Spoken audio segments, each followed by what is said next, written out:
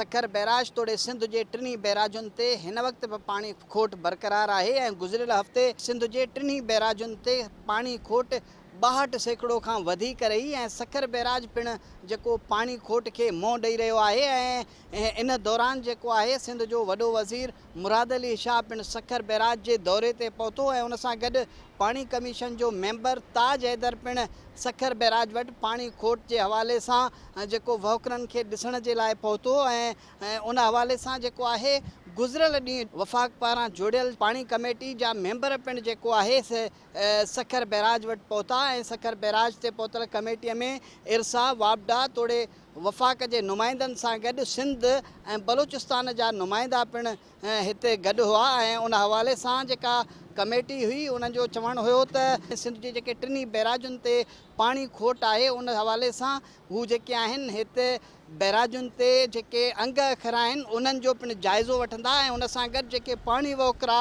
Sukkur barrage Guddu barrage तोड़े Kotri barrage या चौसा या जेके पंजाब जा बैराज आहिनि उन्हनि ते जेके पानी वहोकरा हली रहिया आहिनि उन्हनि जो पिण जाइज़ो वठंदा ऐं बैराजुनि ते जेका रिपोर्टिंग थी रही है बैराज जे पानी अंग अखरनि बाबति जेके बैराज जा जेके अमलदार रिपोर्टिंग करे रहिया आहिनि उन जो पिण जाइज़ो वरितो वेंदो छो त पंजाब पारां जेको आहे इहो ॿुधायो वियो हो त सिंध जे लाइ 60,000 क्यूसेक पानी छोड़ कयो वियो हो जिन मां रुगो 30,000 क्यूसेक पानी जेको गुड्डू बैराज पहुतो हो जंहिंखां पोइ सिंध जे अवाम जो शदीद रद्द अमल आयो जंहिंखां पोइ वफ़ाक़ पारां ही कमेटी जेका है पानी कमेटी जोड़ी वही हुई जंहिंमें इरसा वापडा सिंध पंजाब ऐं बलूचिस्तान जा नुमाइंदा पिण हुआ। पानी कमेटी के मेंबरनि जी पिण ॻाल्हि ॿोल अव्हांखे ॿुधायूं था त उन्हनि सिंध में पानी खोट बाबति छा चयो।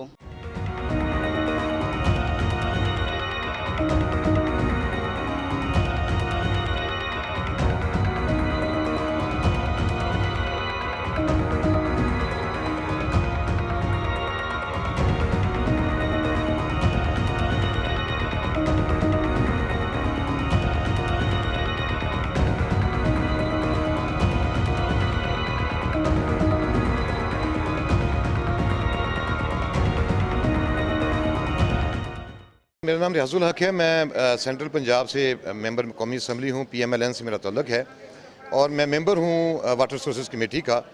हमें इस कमेटी की तरफ से भेजा गया है वफाक की तरफ से सिंध की जो सूरत हाल है, सिंध की जो शिकायत है उनको देखने के लिए। मैं समझता हूँ ये पानी की कमी, जिस तरह मैं पहले कहा 28% पानी की कमी है और इस मरतबा कम बारिशों की वजह से और स्नोफॉल की कमी की वजह से ये पूरे पाकिस्तान में है। जिस इलाके से मैं सेंट्रल पंजाब से हूँ, अगर मुझे पिछले साल ये नहरी पानी 70% अवेलेबल था मेज़ के लिए, फसल के लिए, मैं ग्रोअर हूँ मेज़ का, तो इस साल मुझे 30% अवेलेबल है। इतनी ज़्यादा कमी है। ये कमी यहाँ सिर्फ सिंध में नहीं है, पंजाब में भी शदीद तरीन कमी है। जहाँ तक यहाँ के सिंध की सूरत हाल का तल्लक है, आपने चोलिस्तान की सूरत हाल भी देखी, वहाँ पर जानवर मर रहे हैं पानी के बगैर, तो ये पूरे पाकिस्तान में है। आज की कमेटी जो आई है वो यहाँ पर अगर खुदा ना खासा कोई मिसकैलकुलेशन है या अगर कोई मिसअंडरस्टैंडिंग है उसको एड्रेस करने के लिए आई है। Flow of water in river ये सब हम आज मेजर करेंगे, देखेंगे। तौंसा पे भी जहाँ पे ये सिंध क्लेम करता है, गड्डू पे भी जहाँ पंजाब क्लेम करता है, और सखर में भी, और इंशाल्लाह 3 से 4 रोज़ में इसमें कमेटी भी रिपोर्ट आ जाएगी। सर, इस वक्त सिंध में बहुत ज़्यादा पानी की शार्टेज है और TP लिंक कैनाल जो फ्लड कैनाल कहलाता है और CJ कैनाल दोनों खुले हुए हैं और आज तो 11,000 क्यूसेक से ज़्यादा पानी उठाया जा रहा है, तो इस हवाले से आप क्या कहेंगे? चश्मा झेलम कैनाल एक फ्लड कैनाल नहीं है, ये बात समझने की ज़रूरत है। जिस तरह मैंने पहले कहा, इंडस वाटर ट्रीटी की वजह से जो पंजाब चश्मा झेलम से पानी ले रहा है वो अपने शेयर में से ले रहा है। जो पंजाब का शेयर बनता है अकॉर्ड के थ्रू, 91 अकॉर्ड में जो पंजाब का शेयर है उसकी से वो पानी ले रहा है। वो सिंध का हिस्सा नहीं है, नाउज़बिल्ला, या अल्लाह माफ़ करे कि सिंध का पानी चोरी कर रहा है, ऐसी बात नहीं है। वो अपने शेयर में से ले रहा है, चश्मा झेलम कैनाल में से। और ये दूसरी बात ये है कि जिस तरह मैंने पहले कहा कि 28% पानी की कमी है, और 28% थोड़ी नहीं है, ये आपका 1/4 से ज़्यादा है। और उम्मीद करते हैं कि अभी टेम्परेचर बेहतर होने के बाद, स्नो मेल्ट होने के बाद सूरत हाल आने वाले 3-4 दिनों में बेहतर हो जाएगी, 5 दिनों में बेहतर हो जाएगी। लेकिन ये कमेटी अपनी रिपोर्ट भरपूर करेगी। अगर कहीं पे कुछ फॉल्ट हैं, मिसकैलकुलेशन है, मिसअंडरस्टैंडिंग है, तो इसको को इंशाल्लाह ताला ये कमेटी उसको रिपोर्ट करेगी। इस कमेटी में कौन कौन शामिल हैं और किस? जी, इसमें हमारे वफाक की तरफ से 2 मेंबर हैं अजमल मक्सी साहब हैं और दूसरा मैं हूँ। दूसरा यहाँ पे जो इरसा के मेंबर हैं वो भी चारों सूबों से हैं, और उसके बाद वापडा की एक टीम भी यहाँ पे मौजूद है जिसे मेरे अली शाह साहब हेड कर रहे हैं। तो ये एक वफाकी आप कहें, ये वफाक, इसमें पंजाब इरीगेशन से भी हैं, सिंध इरीगेशन से भी लोग हैं जो उन्होंने अपनी कैपेसिटी में हमारी असिस्टेंस के लिए भेजे हैं। जो फैसला करेगा वो वफाक करेगा, अपना आप कह लें वापडा उसका फैसला करेगा मेरे अली शाह साहब, और हम बैठ के उसका जो हम यहाँ पे देखेंगे उसको रिपोर्ट करेंगे।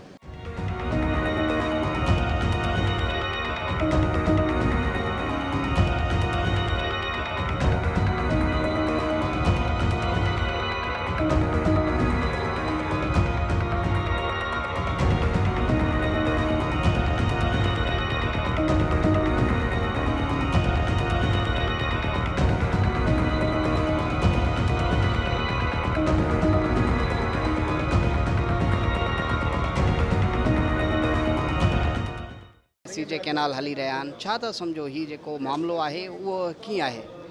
हे मामले खे हाणे असां जेको वरितो आहे न, ॿई पहलू थिया थियनि पिया। हिकु त मिसअंडरस्टैंडिंग त उहो पाणी छॾनि केतिरो था, मिले केतिरो थो पियो, एक्चुअल फिगर्स आहिनि या छॾनि एतिरो नथा पिया, या अगरि खुटे थो त वजह छा आहे? ठीकु आहे न, माना अगरि तौसा खां पाणी रिलीज़ थो थिए त गुडू ते केतिरो पुॼणु खपे, 60 था रिलीज़ करनि था, लॉस केतिरो आहे ऐं मिलणु एक्चुअल केतिरो ख़बर खपे। त हाणे जेके हे फिगर था ॿुधाइनि, हिन में वॾो ज़मीन आसमान जो फ़र्क़ु आहे। हिकु त इहो ठीकु करिणो आहे। ॿियो लिंक कैनाल्स वारो इशू जेको आहे ऑन गोइंग इशू आहे, उन खे ॾिसणो पवंदो, छाकाणि त हाणे अगरि पंजाब खे ॿियो को सोर्स न आहे त इन पाणी खे डिस्ट्रीब्यूट करिणो पवंदो, ॿियो का पाणी त काॾों बि न ईंदो न। उन खे हाणे कीअं सिस्टम था ठाहियूं, पुराणे सिस्टम ते हलंदासीं या नए ते डिस्कस था, ॿिनि सूबनि जो हिकिड़ो इशू आहे ऐं सीरियस इशू आहे। छाकाणि त हाणे 91 अकॉर्ड में बि मसइलो इहो थो अचे पियो त छाकाणि असांजो सिंध चए थो त 91 अकॉर्ड ते ई असां हलंदासीं, ॿी ॻाल्हि न कंदासीं। पंजाब मां जेका ॻाल्हि चए थो 3 टियर नओं जेको हिकिड़ो उन्हनि ठाहियो आहे एमरजेंसी वारो, इन ते वॾो डिस्प्यूट थो हले पियो। ऐं तक़रीबन असांखे मां सम्झां इन ते 5, 6, 7, 8, 9 साल त मां इन जो विटनेस आहियां त इहो असांजो मुसलसल हिकिड़ो तनाज़ो इन ते हले थो, जंहिंखे मां छाकाणि त मां थ्रू आउट इन 2003 खां, पर मां इन खे विटनेस कयो आहे 2013 खां, छाकाणि त मां वाटर रिसोर्स कमिटी में चेयरमैन बि रहियो आहियां इन जो, ऐं मां मेंबर बि जेको हाणे बि मेंबर आहियां। त इहो हिकिड़ो सिलसिलो हले थो, इन खे सेटल करिणो पवंदो, मतिलबु इन खे ईअं छॾण सां दूरियूं थी वेंदियूं ऐं काफ़ी, ऐं पाणी जो मामिलो आहे, छाकाणि त गुज़ारो ई पाणी ते आहे। जेकी शइ आहे पोइ उन में छा आहे त असां चऊं था त बराबरि अगरि कमी आहे त ॿई बराबरि उन में शेयर करनि कमी खे, ईअं न जो मथे ठीकु हुजे ऐं हेठि सिंध जो नुक़सानु कया त असांजी कोई इन ॻाल्हि खे बि असां इशू खे सेटल करे छॾियूं। हिन वक़्तु ओवरऑल छा सूरत हाल आहे पंजाब ऐं सिंध में? हिते जेका मीटिंग थी आहे, हिते जेका डिस्कशन असां ॾिसण आया आहियूं, हाणे असां मेजरमेंट्स था कयूं एक्चुअल त छा डिस्प्यूट छा कयां, पाणी जी कमी अगरि अचे थी या रिपोर्टिंग अचे किथे ग़लती आहे, कहिड़े उन खे टेक्निकली ॾिसण आया आहियूं असां। इंशाल्लाह ही जेका टीम आहे उन में केरु केरु शामिल आहिनि, कहिड़नि irrigation department Punjab, irrigation department तव्हांजो सिंध, फेडरल गवर्नमेंट को मिनिस्ट्री आई आहे, असां कमेटी को ॿ नुमाइंदा आहियूं, मां आहियां, असांजो रियाज़ साहब, असां स्टैंडिंग कमेटी जा नुमाइंदा आहियूं, मां पाण जो मेंबर आहियां, मां हिन महिल हुनजो कमेटी जो चेयर थी आयो आहियां। बाक़ी पंहिंजो नवाब यूसुफ साहब टालपुर कमेटी जो चेयरमैन आहे, स्टैंडिंग उन्हनि इहो डिप्यूट कयो आहे। मुतफ़िक़ इहा ॻाल्हि थी वई, तव्हांजी मिनिस्ट्री बि सिंध जी उते मौजूदु हुई, मिनिस्टर साहब बि हो, साईं वारा सभु उते मौजूदु आहे असांजा। त इहो फ़ैसिलो थियो आहे त वञी उते वञी मसइले खे ॾिसी इन खे हल कजे। तव्हां हिन वक़्त ताईं जेके शयूं ॾिठियूं आहिनि उन्हनि में तव्हांखे ऑब्ज़र्वेशन छा नज़र आई आहे? त ॾिसो न, ॿ ॻाल्हियूं आहिनि, हिकु टेक्निकल त हे सम्झंदा, हाणे मेजरमेंट कयूं था पिया त रीज़न छा आहे, अगरि पाणी खुटे थो या गेजिस में फ़र्क़ु आहे, रिपोर्टिंग में फ़र्क़ु आहे, इन सभु शयुनि खे अॼु असां प्रोसेस शुरू कयो आहे। पोइ 1 ॾींहुं लॻे, 2 ॾींहं लॻनि, 3 लॻनि, हितां शुरू था कयूं, वरी गुडू, वरी तौसा।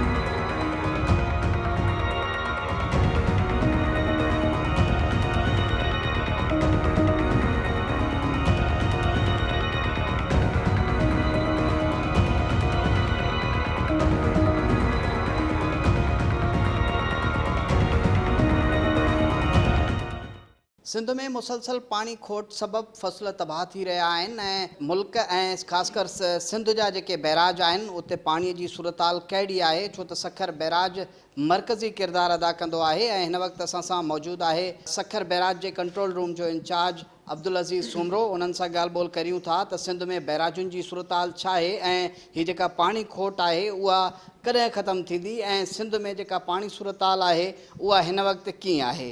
अज़ीज़ साहब असांखे इहो ॿुधायो त सिंध में मुसलसल पाणी खोट आहे, छा था सम्झो त हीअ खोट केसि ताईं अञा बरक़रार रहंदी? असल में जेसीं ताईं मथां इलाइक़नि में ख़ासि बारिशूं नथियूं थियनि त तेसीं ताईं इहा सूरत हाल जेका आहे बरक़रार रहंदी। अव्हांखे ॿुधाईंदो हलां त एक्चुअली इहा सूरत हाल पैदा ई इन करे थी आहे जो 22 फरवरी खां वठी 30 अप्रैल ताईं तरबेला डैम जेको असांजो मेन जेको आहे सोर्स हुयो पाणीअ जो उहो डेड लेवल ते हुयो। उन खां बाद 1 मई खां कैचमेंट एरियाज़ में बारिशूं शुरू थियूं। उन खां पोइ कुझु जेका आहे उमेदु हली पई ऐं तरबेला में बि वहकरा वधिया ऐं काबुल में बि वहकरा वधिया। उन खां बाद सूरत हाल जेका आहे असांजो जेको सिंधू नदी आहे उन में पाणी जी सूरत हाल बहितर थियणु शुरू थी वई ऐं हींअर ताईं जेको अव्हांखे सूरत हाल ॿुधायां त जेको चश्मा बैराज जो हेठियों वहकिरो जेको आहे पहिरियों 50,000 क्यूसिक्स हले पियो उहो घटिजी 37,000 थी वियो हो। उन खां पोइ जॾहिं मथे बारिशूं थियूं इलाइक़नि में पोइ वहकरा जा बहितर थिया काबुल रिवर जा ऐं तरबेला जा त उहो पाणी उहो चश्मा बैराज ते जंहिंमहिल पहुतो त उन खां पोइ उन्हनि उते पाणी में इज़ाफ़ो थींदो वियो। अॼु जेको आहे चश्मा बैराज ते हेठियों वहकिरो जेको आहे 1,01,000 ते पहुतो आहे। त हाणे इन मां महसूसु थिए थो त पाणी जी सूरत हाल बहितरी ॾे वञे थी। पर ओवरऑल तव्हांखे ॿुधाईंदो हलां मजमूई त जून जो जेको असांजो महीनो आहे मथो अचण वारो आहे। हाणे अॼु 15 जेका असांजी मई थी वई आहे जंहिंमें असांजा राइट बैंक कैनाल्स में दादू कैनाल ऐं राइस कैनाल जेको आहे न खुली सघिया आहिनि या गुडू बैराज ते जेको पट फीडर आहे ऐं घोटकी फीडर आहे उन में बि रुगो पीअण जो पाणी छॾियो पियो वञे त उन्हनि में जेका इहा हींअर ताईं जी खोट जी सूरत हाल आहे त इहा जेका आहे तॾहिं बहितरी थींदी जॾहिं असां वटि चश्मा बैराज जो छॾियल 1,01,000 क्यूसिक्स पाणी जेको आहे तौनसा मां गुज़रंदे जॾहिं सिंध में दाख़िल थींदो त पोइ कुझु बहितरी ईंदी। पर अञा बि तव्हांखे ॿुधाईंदो हलां त जेका हींअर ओवरऑल सिंध में 53% शार्टेज हले थी ऐं सभ खां वधीक जेका शार्टेज आहे हींअर मुंहुं ॾेई रहियो आहे शार्टेज खे कोटड़ी बैराज आहे छो जो कोटड़ी बैराज पुछड़ी में आहे ऐं हींअर बि सखर बैराज मां पाणी जेको आहे वधायो वियो आहे 13,960 क्यूसिक्स माना जस्ट 14,000 क्यूसिक्स। त सखर खां कोटड़ी बैराज ताईं जेको ट्रेवल टाइम आहे उहो 8 ॾींहं लॻी था वञनि बल्कि नओं पाणी हुजण जे करे 8 खां 9 ॾींहं बि लॻी था वञनि। त बहरहाल हींअर जेको अॻु में 10,000 क्यूसिक्स छॾियल पाणी हुयो उहो दादू मोरो ब्रिज खां हींअर क्रॉस करे पियो। अॼु दादू मोरो ब्रिज ते पाणी वधियो आहे त नेक्स्ट 3 डेज़ में उहो कोटड़ी बैराज ते पाणी वधंदो ऐं पोइ इनशाला लाॻीतो ते वधंदो रहंदो। साॻी तरह सखर बैराज ते जेके असांजा right bank canal rice canal ऐं दादू कैनाल आहिनि इहे बि इनशाला उमेदु आहे त ईंदड़ हफ़्ते ताईं खुली वेंदा छो त जेको चश्मा बैराज जो छॾियल पाणी आहे उहो पहुचणु शुरू थी वेंदो त पोइ असां उन में बि पाणी रिलीज़ कंदासीं। साॻी तरह रोड़ी कैनाल नारा कैनाल इहे बि वॾा 2 मेन कैनाल आहिनि सखर बैराज जा ऐं उन सां गॾु ख़ैरपुर फीडर ईस्ट ऐं वेस्ट उते जी बि अव्हांखे सूरत हाल सॼी ख़बर आहे त केतिरो उते क्राइसिस आहे पाणी घटि हुजण जे करे। सो हाणे उते बि आहिस्ते आहिस्ते पाणी कुझु बहितर थिए पियो पर अञा बि अव्हां ॾिसो त रोड़ी कैनाल में अॼु बि जेको आहे जेको डिस्चार्ज आहे 9,800 क्यूसिक्स आहे। हालांकि इन्हनि ॾींहंनि में रोड़ी कैनाल में 14 खां 15,000 क्यूसिक्स पाणी हुजणु घुरिजे। साॻी तरह नारा कैनाल आहे उन में बि जेको आहे तक़रीबन पंहिंजो 9,700 क्यूसिक्स पाणी आहे उते बि हिननि ॾींहंनि में 15,000 क्यूसिक्स पाणी हुजणु खपंदो हो। त एक्चुअली ओवरऑल पाणी जी जेका सूरत हाल ख़राबु हुजण जे करे इहा सूरत हाल पैदा थी आहे। ऐं जून जे महीने जी ॻाल्हि कयां पियो त जॾहिं असांजा गुडू बैराज जा बि वाह सभई खुली वेंदा ऐं सखर बैराज जा बि राइट बैंक साइड जा बि कैनाल खुली वेंदा ऐं उन वक़्तु जेकॾहिं बालाई इलाइक़नि में जेके मथां इलाइक़ा आहिनि उते को बारिशूं नथियूं थियनि ऐं टेम्परेचर जेको आहे स्कर्दू ते 30 डिग्री खां क्रॉस नथो करे त पोइ अलाह ख़ैरु करे जो इहा पाणी जी शार्टेज जेका आहे 40% खां मथे ज़रूरु रहंदी।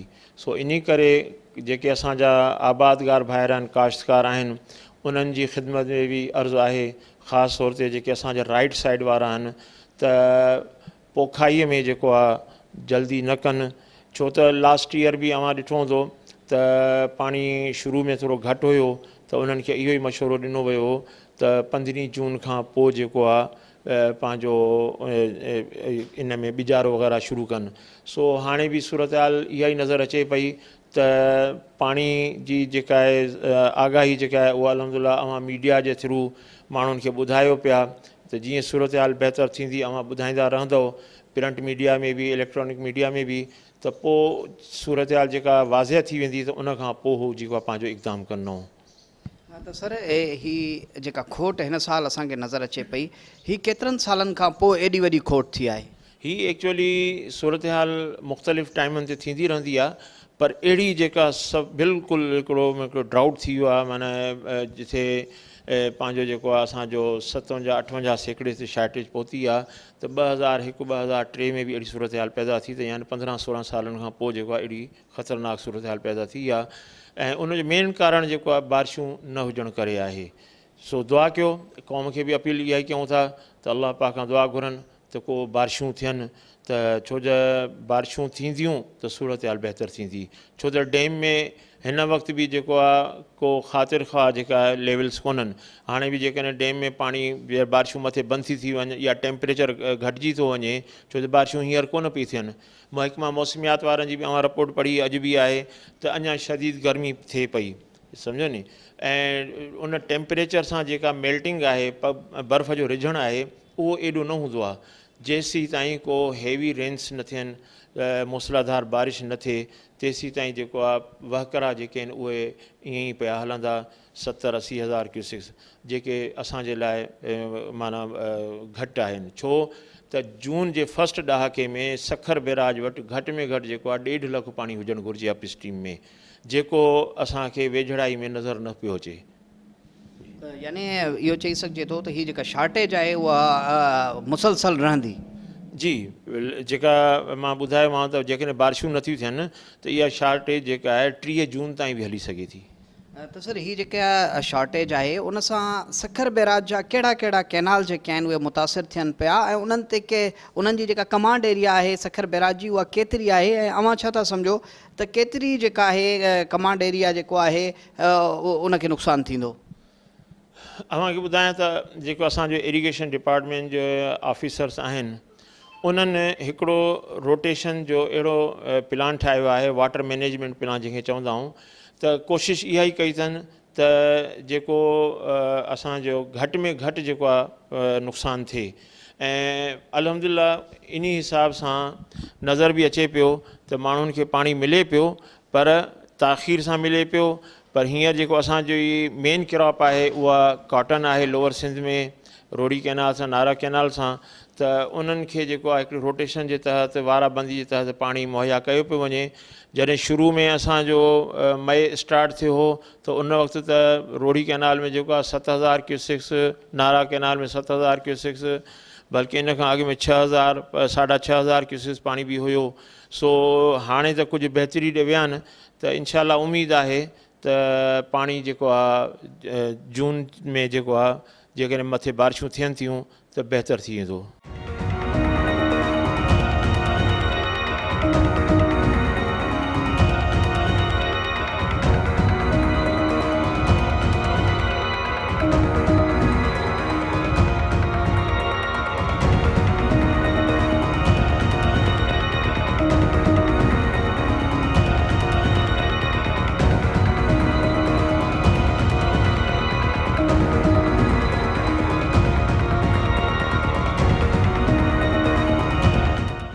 सिंध में मुसलसल पाणी में खोट में इज़ाफ़ो पियो थिए ऐं सिंध जे वॾे वज़ीर पारां इहो बि चयो वियो आहे त जेको पाणी आहे उनजी विर्छ दुरुस्त न पई थिए। इन हवाले सां तव्हां छा चवंदव ऐं अॼोकी ब्रीफिंग जे हवाले सां बि असांखे कुझु ॿुधायो।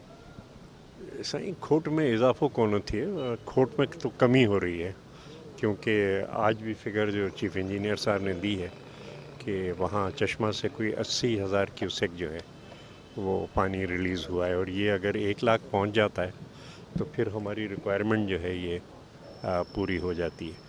तो दरिया बादशाह से उम्मीद रखें, सूरज बादशाह से उम्मीद रखें कि ग्लेशियर ज़रा से पिघलेंगे तो इंशाल्लाह ये हो जाएगा। लेकिन बात ये है जो ख़तरे की कि हमारा जो कॉटन की सोइंग का पीरियड है वो निकल रहा है, और हमारी अगर कॉटन की पैदावार पूरी नहीं होती तो हमें कॉटन बाहर से इंपोर्ट करनी पड़ेगी। 1 मिलियन बेल अगर हम इंपोर्ट करते हैं तो उसकी कॉस्ट कोई $1 बिलियन आती है। कोशिश हमारी ये है, और हमने सेनेट में मैंने, सलीम मांडीवाला साहब ने और जाम मेहताब साहब ने एडजर्नल मोशन भी डाला है कि उसकी सपोर्ट प्राइस कोई 8,000 साढ़े 8,000 की जाए, ताकि किसान चावल की तरफ ना जाएं, कपास की तरफ जाएं। लेकिन फिर जाम मेहताब साहब ने सवाल उठाया कि ठीक है आप एरिया तो बढ़ा लेंगे, पानी कहाँ है, क्योंकि कॉटन को भी पानी तो थोड़ा बहुत चाहिए, मतलब इतना नहीं चाहिए जितना गन्ने को या चावल को चाहिए, लेकिन फिर कॉटन को चाहिए, और अगर इसमें देर होती है तो फिर किसान पानी बढ़ने का इंतज़ार करेंगे और चावल की तरफ जाएंगे। ये एक क्वेश्चन है, और इसलिए मैं ये समझता हूँ कि ये जो डैम्स के अंदर पानी स्टोर किया जाता है सिर्फ इसलिए कि सस्ती बिजली पैदा हो, ये तरीक़ाकार ख़त्म करना चाहिए। अर्ली ख़रीफ के अंदर पानी छोड़ देना चाहिए और इंतज़ार करना चाहिए लेट ख़रीफ का कि जब सैलाब का पानी डैम्स को फिर से भर दे। सही ऑपरेशनल क्राइटेरिया ही कौन है?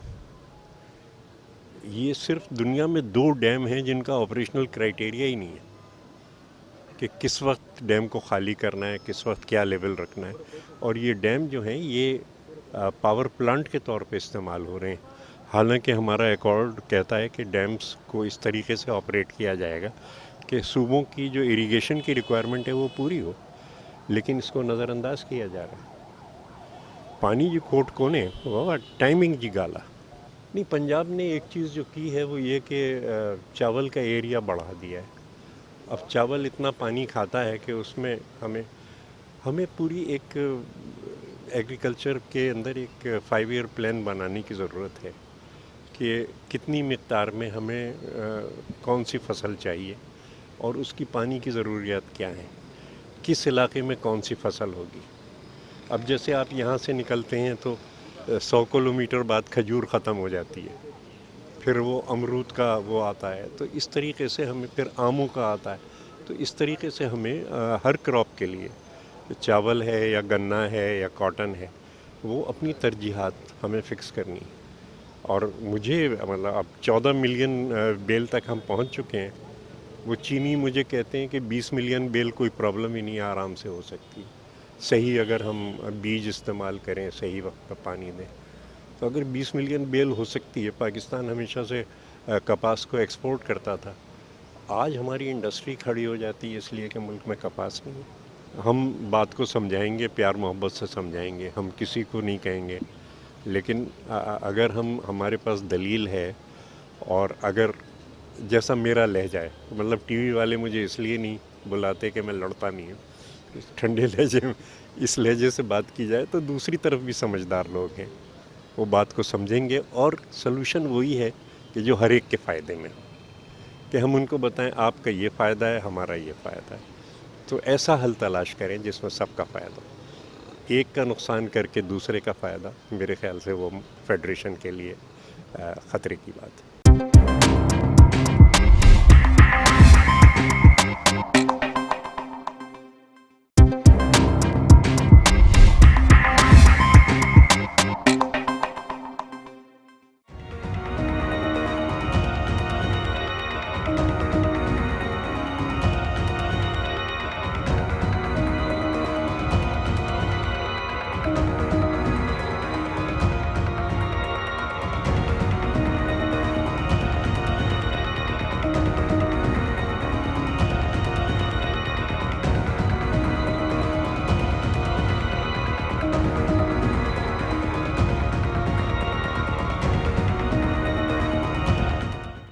असां ॻाल्हि ॿोल कंदासीं सखर जे सहाफ़ी ऐं पाणी जा जेके मसइला आहिनि उन्हनि ते ख़ासि नज़र रखंदड़ सहाफ़ी ख़ालिद बांभण साहब सां। ख़ालिद साहब असांखे इहो ॿुधायो त ही पाणी खोट सबबि जेको सिंध जो मुआशी सूरत हाल आहे उहा छा बीहंदी?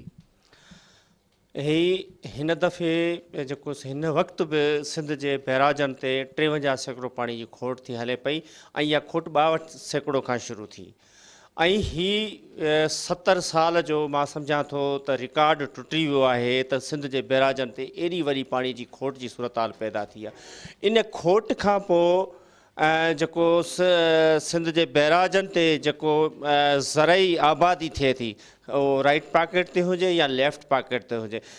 राइट पॉकेट ते तव्हांजो सारियुनि जो जेको आहे सो खीरथर कैनाल ऐं राइस कैनाल, इहे पूरा जो पूरो सारियुनि जा बेल्ट वारा कैनाल आहिनि जिन ते 2 लख एकड़ खां मथे वधीक सारियुनि जी आबादी थींदी आहे। पर इहे कैनाल हिन वक़्तु ताईं अॼु 15 मई आहे, 15 मई ताईं खुलणा हुया पर न खुली सघिया आहिनि। उन जे करे इन इलाइक़े में हिन वक़्तु बि सारियुनि जे बेजारे जी बि पोखाई जेका आहे सो न थी सघी आहे। साॻी रीति लेफ्ट पॉकेट ते असांजे कमंद, वौण ऐं ॿिया सारा खोड़ सारा फ़सुल जंहिंमें सब्ज़ियुनि जूं वाड़ियूं ऐं अंबनि जा बाग़, खजनि जा बाग़ ऐं ॿिया केतिरा ई बाग़ जेके पाणीअ जी सूरत हाल सबबि इंतिहाई ॻणतीअ वारी सूरत हाल में हलिया विया आहिनि। मां तव्हांखे इहो ॿुधायां त हिन वक़्तु सिंध जो आबादगार शदीद परेशानीअ वारी सूरत हाल में मुब्तला आहे। मूंखे तव्हां हिकिड़ो शहर ॿुधायो जिते इहो आबादगारनि जा एहतजाज न पिया थियनि। ख़ासि करे सिंध जो ॾाखिणियो इलाइक़ो जंहिंमें ठठो अची वियो, बदीन अची वियो, कोटड़ी अची वियो, मीरपुर ख़ासि अची वियो, जिते आगाटे हैदराबाद तव्हांजो अचे जिते आगाटे फ़सुलुनि जी पोखाई थींदी आहे। ऐं इन जे ई करे अप्रैल महीने में जेको आहे सो सखर बैराज जा साॼे पासे वारा ऐं गुड बैराज जा कैनाल बंदि करे उन्हनि आगाटे फ़सुलुनि लाइ पाणी उते ॾिनो वेंदो आहे। पर हिन दफ़े छा सूरत हाल थी आहे त उते आगाटे फ़सुलनि जे लाइ पाणी त छा, पीअण जे पाणी, जानवरनि जे लाइ पाणी, पखियुनि जे लाइ पाणी बि मिलणु महाल थी वियो आहे। इन सिलसिले में विच में हिकिड़ो पाणी तौसा बैराज खां 13,000 क्यूसेक छॾे वियो, उहो गुम थी वियो पाणी। सिंधी मीडिया ते, उर्दू मीडिया ते, अंग्रेज़ी मीडिया ते इन शइ जी ठीकु ठाक वावेला थी त बाबा पाणी इहो वियो काॾे।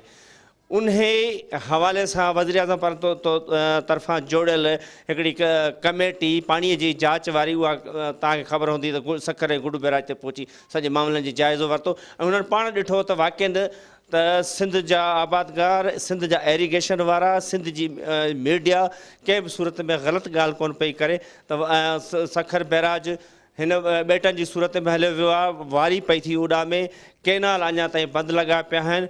ऐं इन जे करे जेको असांजी सिंध जी 70 सैकड़ो ज़रात जी आबादी आहे थींदी आहे उन ते इंतिहाई कापारी धकु लॻंदो। ऐं हिन साल मां त इहो चवंदुसि त सिंध गवर्नमेंट खे इन पासे ॾे तवजा ॾियणु घुरिजे त हू आबादगारनि खे रिलीफ ॾे ढलनि जे आबियाननि जे मामले में। छो त जेकॾहिं सिंध जी ज़रात तबाह थींदी, सिंध जी ज़रात तबाह थियण सां सिंध जी मैशियत खे वॾो असरु पवंदो ऐं जॾहिं मैशियत तव्हांजी बदालीअ ॾांहुं हली वेंदी आहे त उन जा समाज ते ॾाढा बुरा ऐं ख़राबु असर पवंदा आहिनि, जंहिंसां गुरबत वधंदी आहे, महांगाई त अॻे ई वधियल आहे। गुरबत जो रेशो वधंदो, आम माण्हू जो जीअणु मुश्किल थी वेंदो। जेको हारी आबादगार जेको अॻु एडवांस में लखें रुपए जा जेको कर्ज़ खणे भाण वठे थो ऐं ॿिया बेजारा वठे थो, ॿिज खणे थो, उहो पोखाईअ लाइ खणे थो, पर जेकॾहिं उनखे पाणी न मिलंदो त उहो उन्हनि शयुनि जी किथां पूराई कंदो। हिन वक़्तु बि तव्हां हलिया वञो सिंध जे मुख़्तलिफ़ इलाइक़नि में त वाटर कोर्स, शाखूं, वाह सुका पिया आहिनि, पाणी कोन्हे को ऐं आबादगार दाहूं करे रहिया आहिनि। पर इन सॼी सूरत हाल खे सम्झण जे लाइ हिन वक़्तु पाणीअ जे मामले खे सम्झण जे लाइ इंतिहाई हिकिड़नि अहम क़दमनि जी ज़रूरत आहे। असांजा मिनिस्टर चवनि था त पाणीअ जी जेका खोट आहे सो कुदरती आहे, बिल्कुलु मञीसीं कुदरती आहे, छो जो बरसातूं कोन पयूं आहिनि ऐं जेको आहे सो ग्लेशियर्स कोन पिघरिया आहिनि। हिन वक़्तु ताईं जेको पाणी असां ताईं पहुतो पए उहो सिर्फ़ु दरियाहनि जे मुख़्तसर वाकरनि जो पाणी हुयो, उन जे करे आहे। पर इहा शइ बि ॾिसणी पवंदी त मथां जे इलाइक़नि में जेको पाणी अचे थो उहो किथे किथे पाणीअ जी उनजी रुकावट थिए थी। हिकिड़े असांजे ॼाण मूजिबि नाक़स ॼाण मूजिबि त पंजाब जे बैराजनि खे 85% केनालनि खे पाणी मिले थो पियो, उते 85% ताईं पाणी आहे। असां वटि 62%, 53% ते असां पहुतल आहियूं, जॾहिं त सभ खां पाणीअ ते हक़ु पुछड़ीअ जे आबादकारनि जो, पुछड़ीअ वारनि जो हूंदो आहे। ऐं सिंधू दरिया जी पुछड़ी जेका आहे असांजी सिंध में आहे, सो सभ खां पहिरियां असांजो इन पाणीअ ते हक़ु आहे। सभ खां पहिरियां असांखे सिंध खे पाणी पूरो करे ॾियो, न त सिंध जी जेका ज़रई मैशियत आहे उहा इंतिहाई ख़राबु सूरत हाल ॾांहुं वञी रही आहे। ख़ालिद साहिबु, हिकु ॿी शइ बि जेका आहे उहा रिपोर्ट थिए पई त जेको पाणी आहे खोट खां पोइ बि जेके वॾा ज़मींदार आहिनि सिंध में उहे ज़बरदस्ती पाणी खोले था वञनि। ऐं तव्हां ॾिठो त सिंध हुकूमत पारां रेंजर्स खे बि कॉल कई वई हुई पाणी मामलनि जे लाइ, त इन हवाले सां छा रिपोर्ट पियो थिए सिंधी मीडिया या ओवरऑल छा था ॾिसो इन शइ खे? बिल्कुलु तव्हांजी इन ॻाल्हि में वज़न आहे। हिन वक़्तु तव्हां ॾिसो त इन सूरत हाल दौरान जेको घोटकी फीडर आहे त उहो बि बंदि पियो, पर अचानक हिकिड़ो लेटर अची थो वञे घोटकी फीडर खे खोलियो थो वञे, त उहो किथां उहो लेटर आयो, कंहिंजे प्रेशर ते आयो? इन मां इहो ज़ाहिर थिए थो त जेके बाअसर ज़मींदार आहिनि, बाअसर आबादगार आहिनि, उन्हनि जी जेका पाणी जी थोरी घणी लप अचे पई असां ॾे, उहा सिर्फ़ु उन्हनि जे ई फसलुनि ऐं ज़मीनुनि खे ॾियण जे लाइ पूरी कई पई। ऐं जेको दरिया जो पेट आहे उनजे अंदरि जेके ज़मींदारी बंदि आहिनि उन्हनि जी बि जांच थियणु घुरिजे त उते जेके कब्ज़ा थियल आहिनि बाअसर माण्हुनि जा, ज़मींदारनि जा, उहो जेको पाणी अचे थो उहो बि असांजो उहो पाणी उन्हनि खे मिले पियो। पाणीअ जी वाक़ई बि चोरी आहे। उन जे लाइ सिंध जे एरीगेशन खाते, सिंध जे वॾे वज़ीर सिंध गवर्नमेंट खे संजीदगीअ सां सोचणो पवंदो त पाणीअ जी विर्छ बराबरीअ जी बुनियाद ते थियणु घुरिजे, न की हिकिड़नि खे पाणी जजी अंदाज़ में मिले पंहिंजा फ़सुल कनि, ॿिया उन्हनि जी फसलुनि खे ॾिसी रोअंदा रहनि त असांखे बि अहिड़ो पाणी कॾहिं मिलंदो त असांजा फ़सुल आबाद थियनि। सो इहा जेका नाइंसाफ़ीअ वारी ऐं पाणी जे चोरीअ वारी जेका सिंध में सूरत हाल आहे इहा बि इंतिहाई संजीदा आहे। इन ते बि सिंध गवर्नमेंट खे संजीदगीअ सां क़दम खणणु घुरिजे, न की अख़बारी बयाननि चैनलनि ताईं जे बयाननि ताईं ॻाल्हि खे महदूद करे छॾणु घुरिजे। पहिरियों जेको सिंध हुकूमत जो मौक़िफ़ हूंदो हो उहो ॿियो हूंदो हो ऐं इंतिहाई सख़्तु हूंदो हो। लेटर लिखिया वेंदा हुआ, अरसा ख़िलाफ़ एहतजाज कया वेंदा हुआ ऐं अवां ॾिठो त ट्रैक्टरनि ते चढ़ी बि एहतजाज कया विया। हाणे जेको मौक़िफ़ आहे उहो एॾो ताक़तवर न आहे, उनजी वजह छा आहे? हाणे इन जे करे इहो मौक़िफ़ ताक़तवर न आहे त हींअर का अपोज़िशन न आहे। ही ख़ुदि पहिरियां अपोज़िशन में हुया, तॾहिं ट्रैक्टरनि ते चढ़ी एहतजाज बि थिया पिए ऐं पाणीअ जी जेको आहे सो सख़्तु खोट वारी सूरत हाल ते सख़्तु एहतजाज, सख़्तु मौक़िफ़ बि हुया। पर हींअर ख़ुदि पाण गवर्नमेंट में वेठा आहिनि, कंहिंखां मुतालबो कनि, कंहिंखे जेको आहे सो उनजे अॻियां एहतजाज कनि। इन जे करे हिन वक़्तु जेको हुननि जो मौक़िफ़ आहे सिंध गवर्नमेंट जो उहो गुज़ारिश वारो आहे।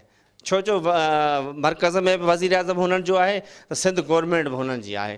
इन जे करे हिन वक़्तु पाणीअ जे मौक़िफ़ ते हुननि जी जेका संजीदगी आहे उहा सिर्फ़ु गुज़ारिश वारी आहे ऐं एहतियात वारे बयाननि वारी आहे ऐं हिकिड़े दायरेकार में आहे। पर उन जे लाइ का माना हिकिड़े संजीदा जीअं हुननि माज़ीअ में जीअं हुननि एहतजाज कया, ट्रैक्टरनि ते चढ़ी सॼे सिंध में उन्हनि जेको आहे सो पाणीअ जे हवाले सां सिंध जी ज़राअत जे तबाही जे हवाले सां पंहिंजो मौक़िफ़ रखियो, इहो इन जे करे मौक़िफ़ हींअर कोन्हे त हुननि जी गवर्नमेंट आहे मर्कज़ में बि, सिंध में बि, सूबनि में बि, ऐं का अपोज़िशन कोन्हे।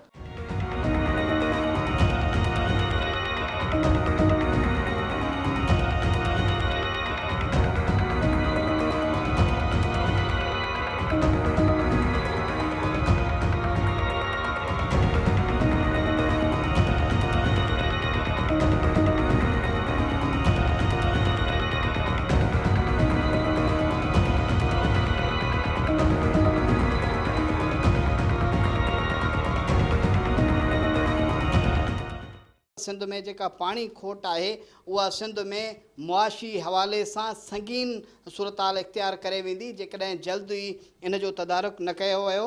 ऐं इन ॻाल्हि जी पिणु ज़रूरत आहे त सिंध हुकूमत संजीदगीअ सां पाणी मामले ते वफ़ाक़ सां ॻाल्हाए ऐं संजीदगीअ सां जेको आहे पंजाब पारां खोलियल TP लिंक ऐं CJ कैनाल तरफ़ ध्यानु ॾिए। कैमरामैन शब्बीर जोगी ऐं ज़ैब अली सां गॾु नज़ाकत जतोई, सिंध TV न्यूज़ सखर।